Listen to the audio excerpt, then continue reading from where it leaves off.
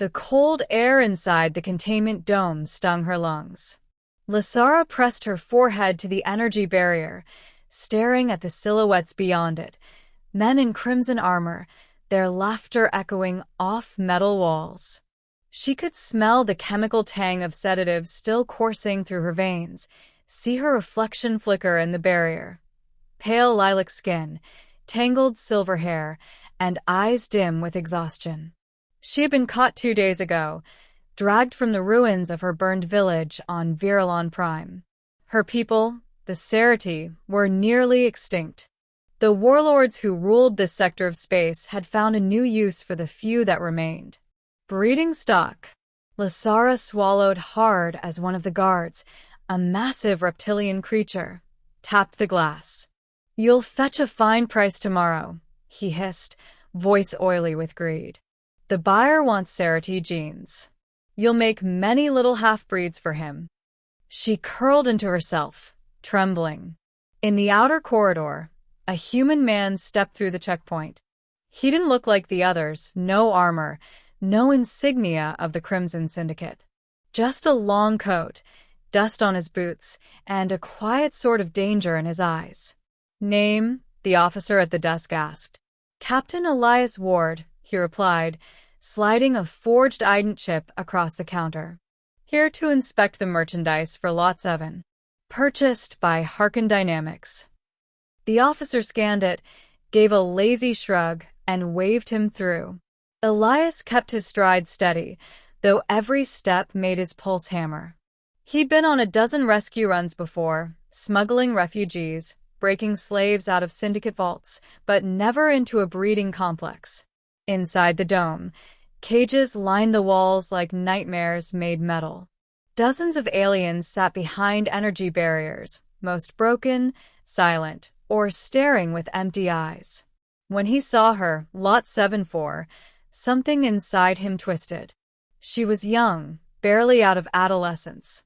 Her wrists were raw from restraints, but her eyes, when they lifted to his, weren't hollow. They still burned, faintly, with defiance. Elias stepped closer, pretending to check a datapad. "You're Lasara?" he asked under his breath. Her head tilted, confusion flickering. "How do you know my name?" "I'm here to get you out," he whispered. Her breath caught. She searched his face, as if looking for the trap. "You're human. They work for humans." "Not all of us," Elias said, voice low.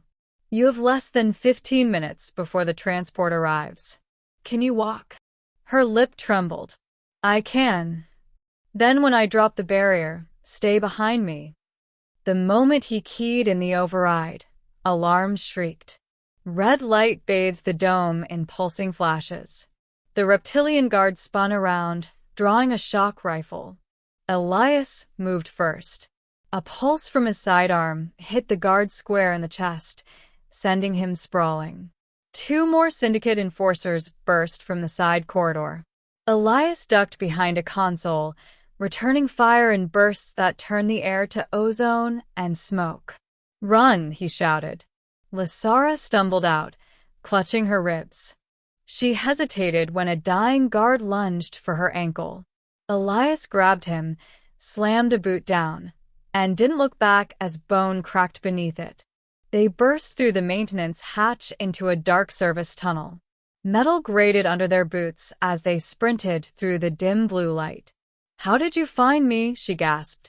"Word got out," he said between breaths. "The Cerati resistance sent a signal. Said one of their healers was taken alive. That you were worth saving." Her eyes widened. "You risked all this for me?" Elias didn't answer. He just kept running.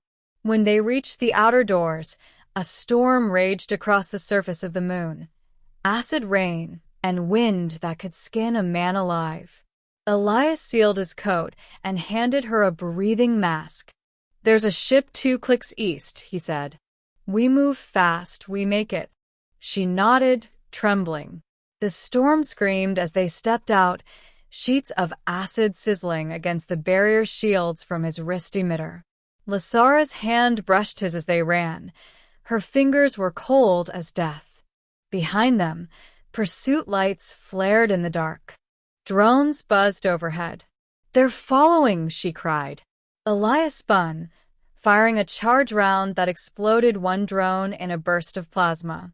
The others closed in. His pistol's power core blinked red, nearly empty. "Keep moving." They reached a ridge overlooking a barren plain.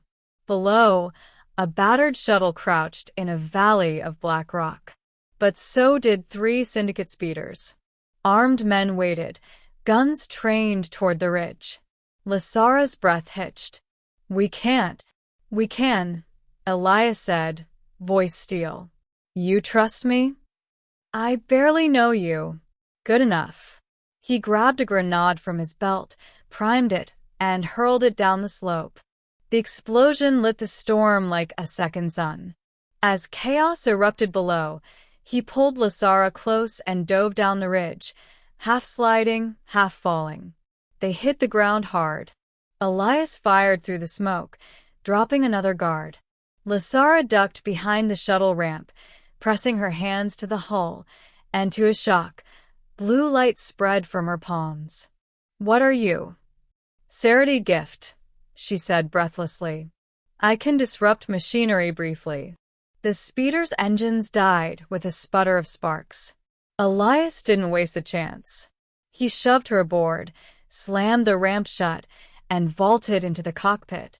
The shuttle roared to life, lifting just as more Syndicate ships appeared on scanners. "Strap in," Elias barked.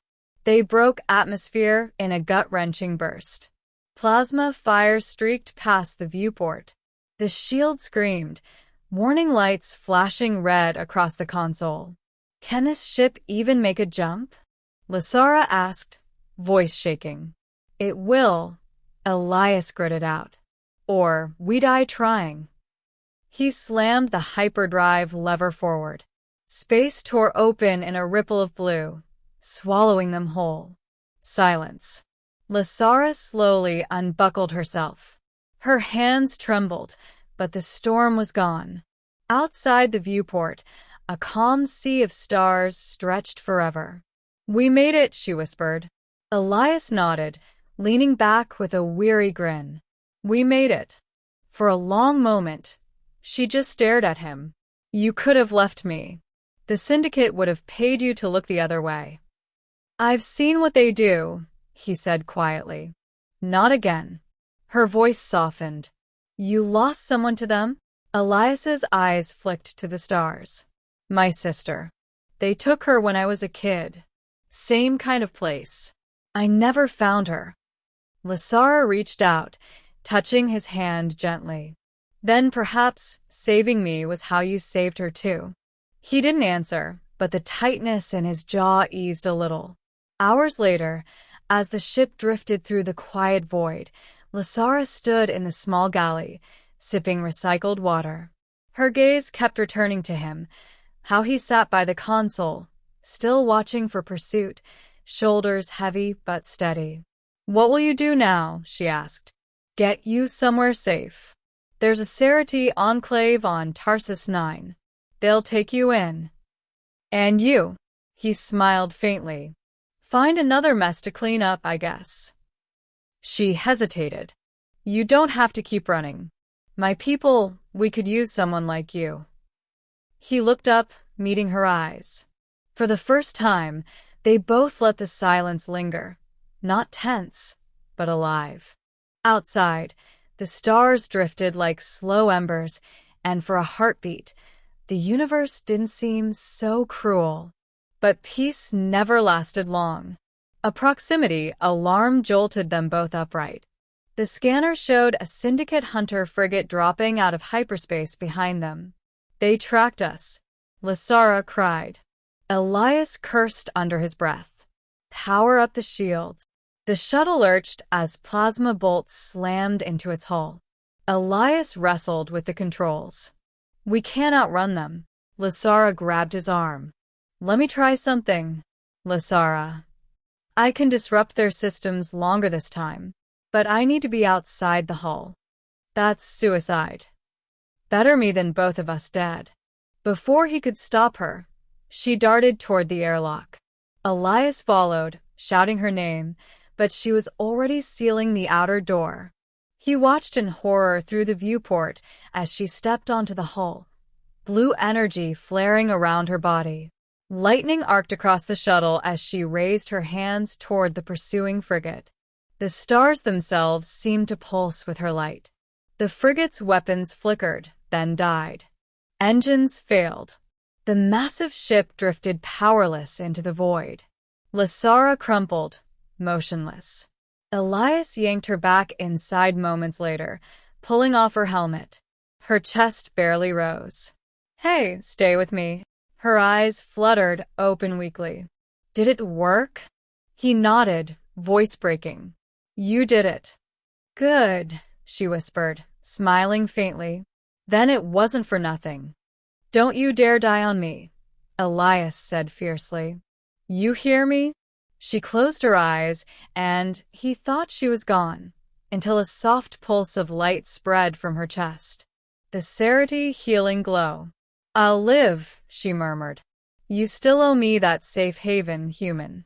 Elias laughed shakily, holding her close. "Yeah, I do." Days later, the shuttle descended toward the green world of Tarsus 9. Lasara stood beside him, a faint scar still glowing along her arm. "Will you stay?" she asked. He thought about quiet fields and freedom. Then he shook his head. "Not yet. There are others like you out there." She smiled sadly, touching a shoulder. "Then may the stars guide you," Elias warned. As the hatch opened, sunlight poured in. She stepped out into the wind, free for the first time. He watched until she disappeared among her people, then turned back toward the cockpit. When the engines roared to life again, Elias whispered to the stars, "One saved, 1,000 more to go." And with that, the human vanished into the void once more.